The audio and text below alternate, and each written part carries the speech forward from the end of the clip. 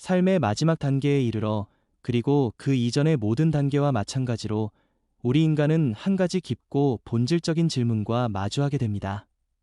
나는 정말 누구인가라는 질문이지요. 이 물음은 결코 가볍지 않습니다. 시간이 흐르면 흐를수록 점점 더 선명해지고 피할 수 없는 모습으로 다가옵니다. 그것은 바로 이렇습니다. 관계가 약해지고 사랑하는 사람들이 멀어지며 한때 단단하다고 믿었던 버팀목이 하나둘 사라져갈 때에도 어떻게 하면 나다움을 잃지 않고 살아갈 수 있을까요? 이 깨달음은 어느 날 갑자기 찾아오지 않습니다. 시간이 지남에 따라 멈출 수 없는 힘이 서서히 모습을 드러내고 세상에 영원한 것은 아무것도 없다는 사실을 조금씩 일깨워줄 때 비로소 우리 마음속에 태어납니다. 영원히 함께할 것이라 믿었던 사람들조차 예외가 아니라는 냉철한 현실과 마주하는 바로 그 순간 이 질문은 더 이상 외면할 수 없는 진실이 됩니다. 이렇게 무거운 물음이 마음을 짓누르는 결정적인 지점에서 철학자 임마누엘 칸트가 말한 도덕적 자율성, 내면의 자유, 그리고 인간이 자신의 양심에 따라 스스로를 이끌 수 있는 능력은 특별한 의미를 갖습니다. 노년은 이제 조용하지만 깊은 시험의 시간이 되는 것입니다.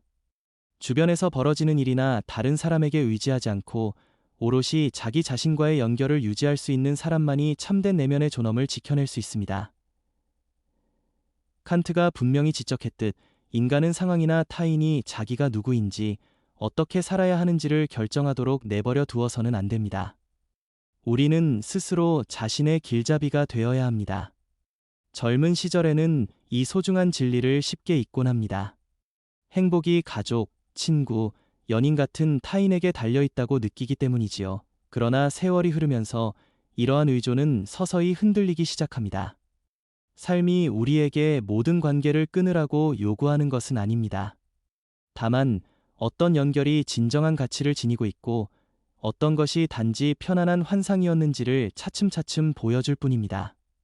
아이들이 각자의 인생을 살아가고 친구들은 다른 길을 걸어가며 평생을 함께했던 사람조차 예전 그 사람이 아닐 때 이 진실은 더욱 선명하게 다가옵니다. 그러고 나면 우리는 깨닫게 됩니다. 한때 대체 불가능하다고 믿었던 많은 존재들이 사실은 우리 인생 여정에서 잠시 함께했던 동반자였음을 말이죠. 칸트는 이 점을 명확히 했습니다. 진정으로 흔들리지 않는 지지대는 오직 내면의 도덕적 힘뿐이라고요. 다시 말해, 노년이 찾아올 때 우리는 외부에 기대어 자신을 정의하던 습관을 내려놓고 오로지 우리 안에 남아있는 것에 의지하는 법을 배워야 합니다. 칸트는 이것을 정신의 자율성이라고 불렀습니다. 바깥 세상이 어떤 일이 벌어지든 상관없이 스스로의 도덕 법칙에 따라 생각하고 행동할 수 있는 인간이 가진 놀라운 능력이 바로 그것입니다. 이러한 깊은 성찰 속에서 노년의 삶을 지탱하고 풍요롭게 하는 네 가지 본질적인 기둥이 모습을 드러냅니다. 이 기둥들은 단순한 조언이 아니라 칸트 철학의 핵심에서 뻗어나온 삶의 실천법입니다. 첫 번째 기둥은 고통스러운 외로움에 빠지지 않으면서도 혼자 있을 수 있는 능력입니다. 칸트에게 혼자 있음은 고립이나 버림받음을 의미하지 않았습니다. 오히려 그것은 진정한 내면의 자유에 도달하기 위한 필수 조건이었습니다. 그는 인간이 자기 자신 안에 거주하는 법, 즉 자신의 내면 세계에 머무를 줄 아는 법을 배워야 한다고 강조했습니다. 왜냐하면 외부 세계는 결코 진정하고 지속적인 평화를 제공할 수 없기 때문이지요. 세월이 흐르며 외부의 관계들이 점점 더 취약해질수록 자기 자신과 깊이 연결되는 일은 선택이 아닌 필수가 됩니다. 자기 자신과 함께 평화롭게 머무는 법을 배우지 못한 사람에게 삶은 결국 불안으로 가득 찬 공허한 공간이 되고 맙니다. 내면에서 평온을 찾지 못한 사람은 타인에게 감정적으로 의존하게 되고 그 결과 자신의 존재는 더 이상 내적 원칙에 의해 이끌리지 않게 됩니다. 이는 인간관계를 거부하거나 타인의 중요성을 부정하라는 의미가 결코 아닙니다. 그것은 외부의 인정에 대한 절박한 필요에서 벗어나 바깥에서 무슨 일이 벌어지는지에 휘둘리는 삶을 멈추고 이미 자신 안에 깃들어 있는 풍요로움을 발견하라는 뜻입니다. 예를 들어 작은 아파트에 홀로 사는 한 여인을 떠올려 보세요. 매일 밤 그녀는 찬장 앞에 앉아 책과 따뜻한 차 한 잔을 곁에 둡니다. 그녀는 자신의 고독에서 도망치려 하지 않습니다. 오히려 그것을 의미와 성찰, 그리고 고요함이 피어나는 공간으로 바꿉니다. 칸트의 말대로라면 이것이 바로 진정한 자유의 시작입니다. 자기 자신과 조화롭게 살아갈 수 있을 때 환경은 더 이상 내면의 평화를 지배하지 못합니다. 자기 자신과 함께 있는 것을 두려워하지 않게 될 때 외로움은 짐이 아니라 깊은 자유의 경험으로 바뀝니다. 두 번째 기둥은 일상생활의 질서를 유지하는 것입니다. 칸트는 일상의 조직이 삶을 편리하게 할 뿐만 아니라 도덕적 성장을 위한 필수적인 기반이라고 말했습니다. 그는 무질서 속에서 사는 사람은 진정으로 자유로울 수 없다고 보았습니다. 이 점은 노년에 특히 중요해집니다. 외부 세계가 점점 더 혼란스러워질수록 그 혼란은 쉽게 내면의 불안으로 전이될 수 있기 때문입니다. 구조화된 리듬, 명확한 습관, 안정된 일상은 단순한 세부 사항이 아니라 변화의 파도 속에서도 노년을 지탱해주는 강력한 심리적, 영적, 정서적 버팀목이 됩니다. 일상의 질서는 단지 집을 정리하거나 물건을 치우는 데에만 국한되지 않습니다. 그것은 내면의 조화를 위한 도덕적 원칙을 떠받치는 정신적 구조를 세우는 일입니다. 사람이 자신의 주변 환경을 정돈할 때 필연적으로 마음속도 함께 정리되기 마련이지요. 깨끗하고 단정한 공간은 내면의 명료함, 감정적 평온, 그리고 가벼운 양심을 반영합니다. 흔히 볼 수 있는 한 장면을 생각해 보십시오. 사용하지 않는 물건으로 가득 찬 아파트에 사는 어느 노년의 여인. 더 이상 입지 않는 옷들, 고치지 않은 깨진 정원 도구들, 떠나보내지 못한 과거의 기억들로 공간이 꽉 차 있습니다. 이런 상황에 대해 칸트는 이렇게 지적할 것입니다. 사람이 물건을 통해 과거에 집착할 때 그는 불필요한 짐을 지게 되고 그 짐은 미래로 나아가는 걸음을 가로막는다고요. 노년에 이르면 시간은 더 이상 수많은 선택지를 허락하지 않습니다. 되돌릴 수 없는 결정들이 삶의 무게로 다가오며 바로 그 순간 우리는 집착을 내려놓는 법을 배워야 함을 깨닫게 됩니다. 더 이상 당신의 것이 아닌 것을 붙잡는 대신 지금 이 순간에도 남아있는 소중한 에너지를 보호하는 것이 진정한 역할입니다. 그것은 과거가 아닌 현재를 온전히 살아가겠다는 의식적인 선택이지요. 칸트는 외적인 정리와 더불어 내적인 정화가 반드시 함께 이루어져야 하며 이것이야말로 내적 자유가 자라날 수 있는 근본적인 조건이라고 강조했습니다. 자신의 삶을 정돈하지 못한 사람은 감정적으로도 독립하기 어렵습니다. 따라서 이 일상의 질서는 단순한 미적 감각의 문제가 아니라 내면의 도덕적 기준과 조화를 이루기 위한 첫 번째 관문입니다. 이 단단한 토대 위에서 세 번째 기둥이 모습을 드러냅니다. 그것은 타인의 판단으로부터 벗어나는 법을 배우는 것입니다.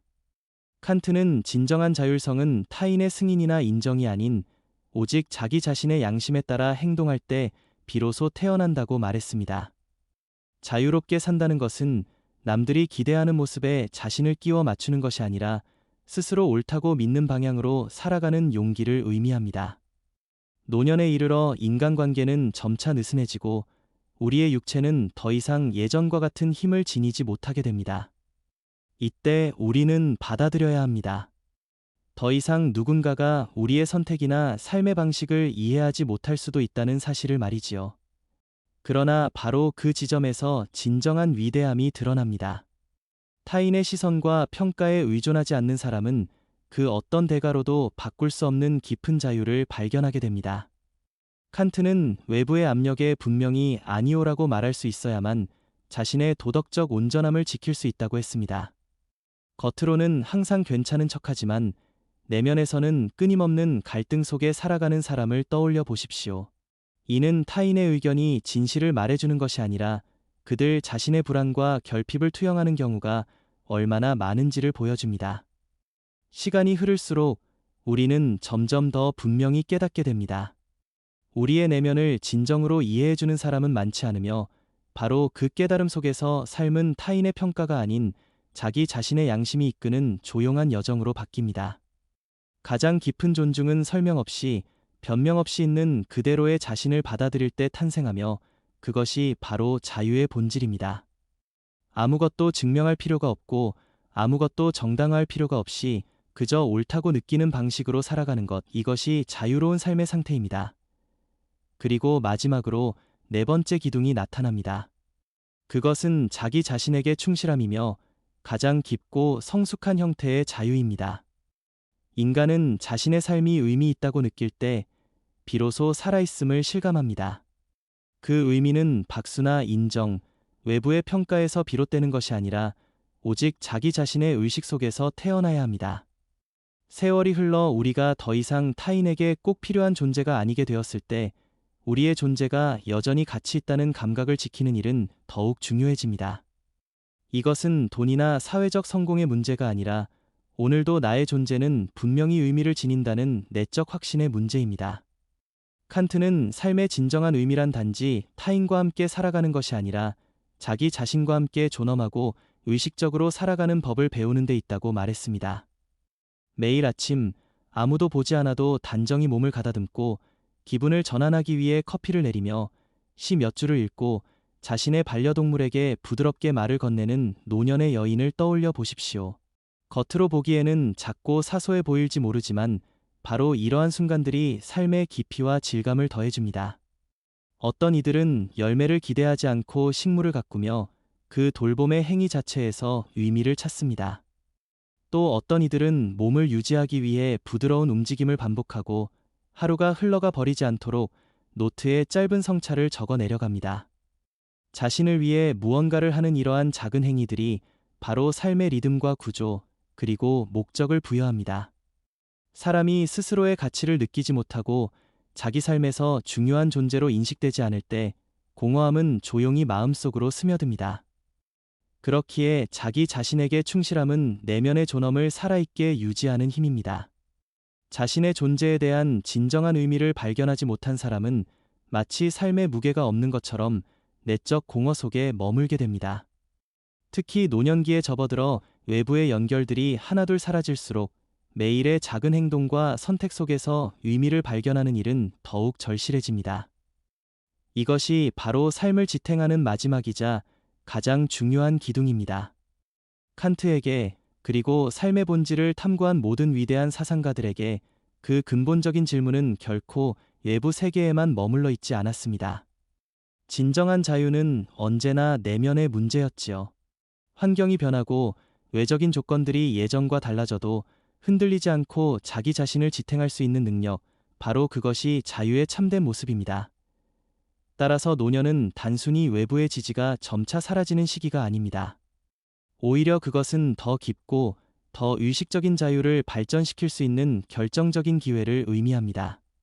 바로 여기에 노년이 지닌 특별한 지혜와 그 진정한 힘이 존재합니다. 삶은 우리에게 분명히 말해줍니다. 참된 자유는 얼마나 많은 사람이 곁에 있는지, 무엇을 소유하고 있는지가 아니라 자기 자신과 맺고 있는 내적 연결이 얼마나 단단한가에 달려있다는 사실으로. 칸트가 말했듯 자율이란 단순히 제약이 없는 상태가 아닙니다. 그것은 자신의 내적 신념과 도덕 법칙에 따라 생각하고 행동할 수 있는 탁월한 능력입니다. 내적 질서, 타인의 판단으로부터의 독립, 자기 자신과 함께 있을 수 있는 힘, 그리고 자신의 본질에 대한 충실함. 이 네 가지 기둥을 단단히 세운 사람은 비로소 삶 전체를 지탱하는 확고한 자유에 도달하게 됩니다.